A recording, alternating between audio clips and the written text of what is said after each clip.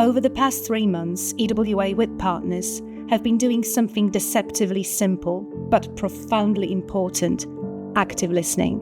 Through street interviews, focus groups, video conversations, and structured questionnaires, we have gathered the lived experiences, honest frustrations, and forward-looking ideas of residents across all 6 towns. This wasn't a one-size-fits-all survey. It was a sustained, place-based conversation, the kind that builds trust, surfaces early warning signs, and generates the granular intelligence that national and local partners need to act well and act in time. What follows is not a catalogue of problems, it is a map of community knowledge and an invitation and expectation to use it. What residents are asking for: solutions, not just struggles. Here is where the research becomes genuinely exciting, because in every single town, residents are not simply cataloguing what is wrong, they are proposing what to do about it. I have isolated myself. I just don't want to come out of my house, to be honest with anybody, due to where I live in Fry Park in Wednesbury. My son is now 40.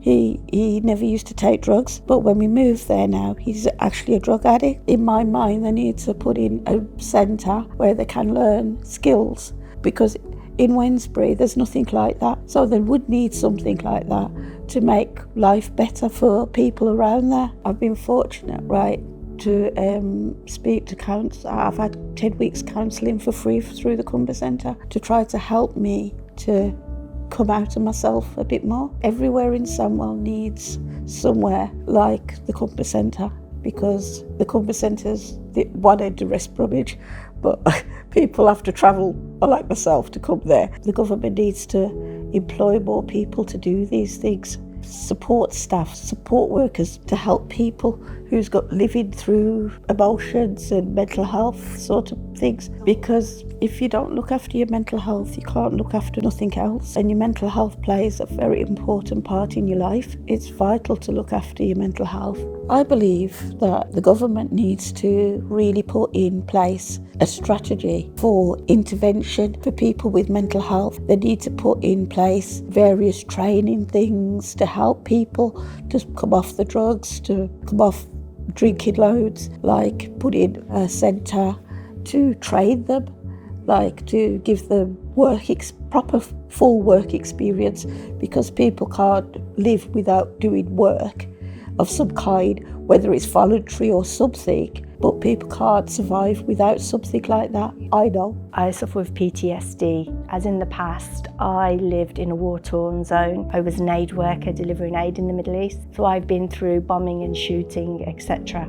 For me, I feel that our Sandwell Council, sometimes it has a bad record. If someone has a bad experience, they will speak bad about a service, no matter where they go.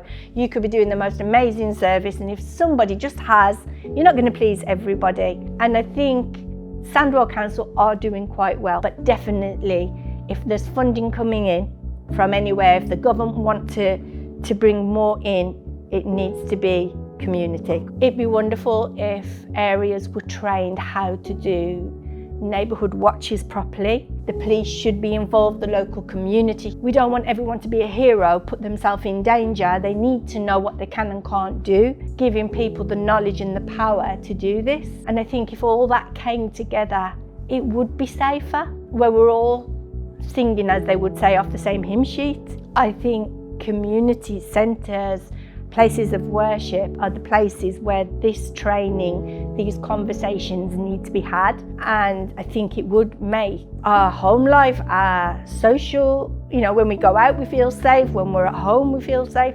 We would feel a lot better if there were those things. We do have facilities, we do have communities, but I really feel that the networking needs to improve. It shouldn't be, that's my field, not your field. The fields, we should be working together. If I'm short of something in my community, I know I can come to the Polish community and say, we don't have that knowledge with us. Is there any chance that we could have a member of your staff, or how did it go with you? And we can self-evaluate and we can get together. We have the most amazing public health, and the young ladies that work for public health, they make sure that we know what's available and what's out there. That information needs to get out to the people so they know. And I think it's using platforms like TikTok, like Facebook, like Instagram. Let's get those posters out there, the services that are out there, let them be heard. Communities need to share each other's learnings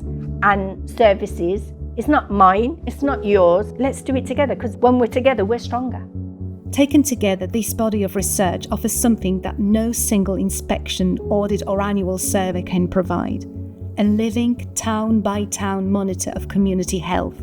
It captures not just what is happening, but the direction of travel, whether trust is building or eroding, whether tensions are being absorbed or accumulating toward a flashpoint. For the government, this kind of intelligence is directly relevant to your core objectives: housing quality, HMO regulation, social cohesion, antisocial behaviour, high street resilience, women's safety, youth engagement. Every one of these priorities appears named and grounded in what Sandwell residents have told us. This research does not sit alongside your agenda.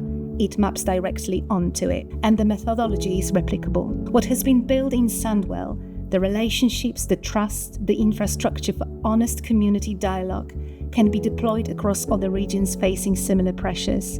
As a prevention and early response resource, it offers exceptional value. The cost of listening is negligible compared to the cost of not listening until it's too late. Sandwell's residents are not passive recipients of policy. They are active, articulate co-designers of the communities they want to live in. They have told us what is wrong, what is working, and exactly what they need.